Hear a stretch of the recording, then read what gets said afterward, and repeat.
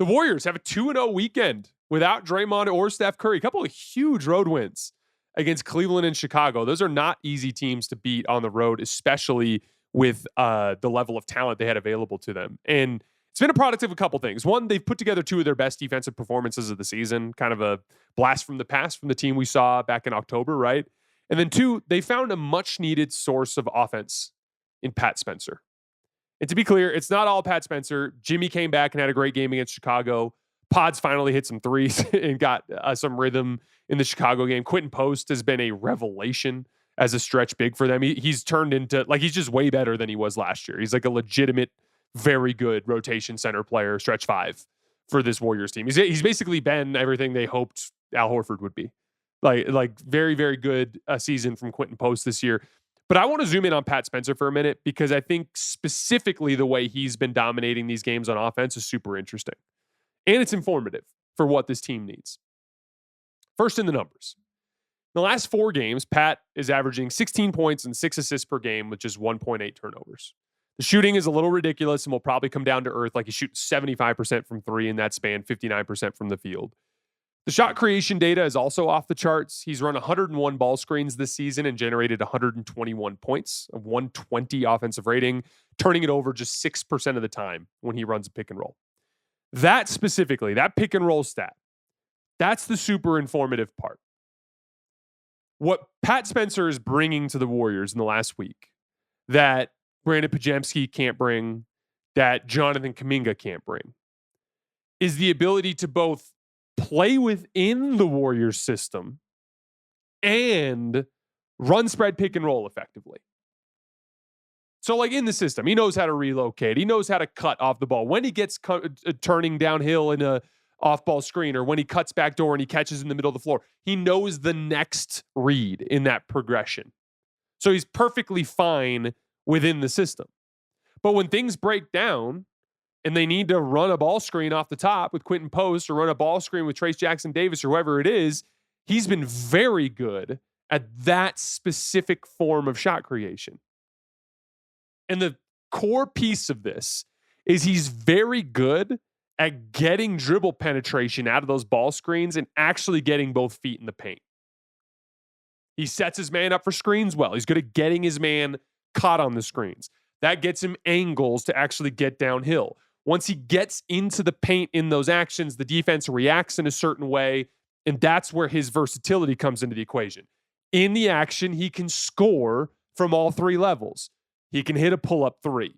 He can hit a pull-up 2. Like in the Philly game, he can draw little fouls in the mid-range when you're back pressuring him too hard.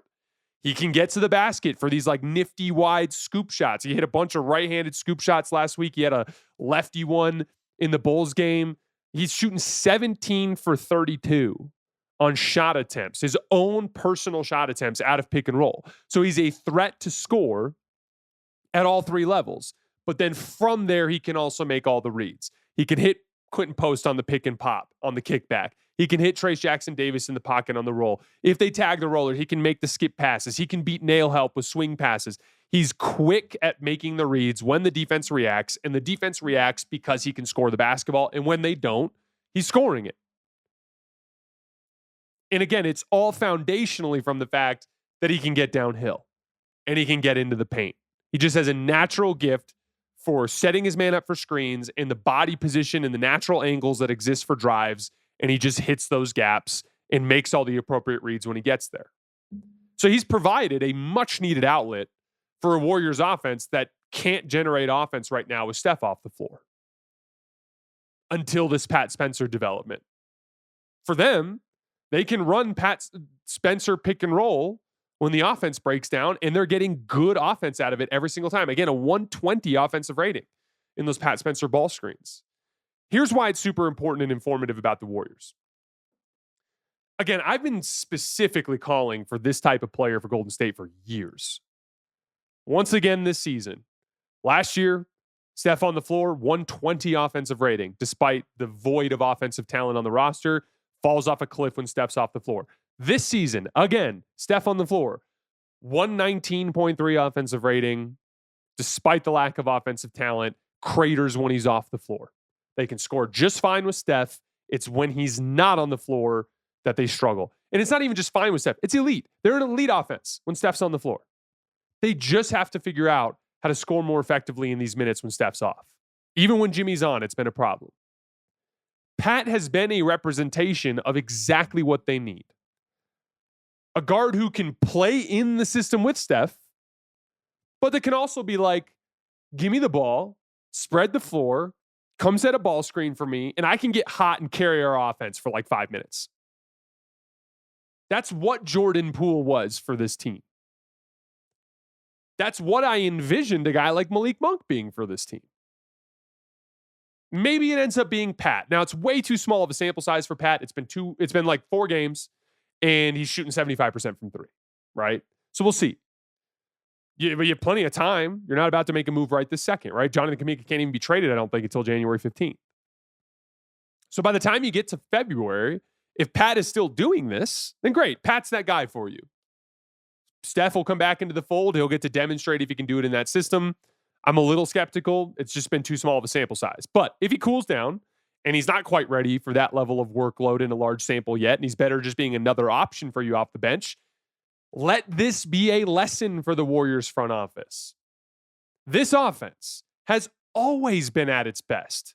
Even going back to the KD days and going back to the Livingston Barbosa days, they've been at their best when they had a counter to their system in the form of a real offensive weapon that can play in more of a brute force style. Leandro Barbosa just beating dudes off the dribble. Forget about the system. You can't keep Leo in front. Forget about the system. Sean Livingston gets to the mid-range and he can hit a fadeaway over both shoulders. Forget about the system. Kevin Durant's the best freaking scorer of all time. Forget about the system. Jordan Poole's going to come in for 5 minutes in a finals game and just spaz out and score in high pick and roll and control the offense. That has been the counter to the Steph system every time they've been a championship level team. And that's why I wouldn't roll my eyes at Malik Monk or the next Malik Monk type of player that becomes available in a potential Jonathan Kuminga deal as we get further into the season.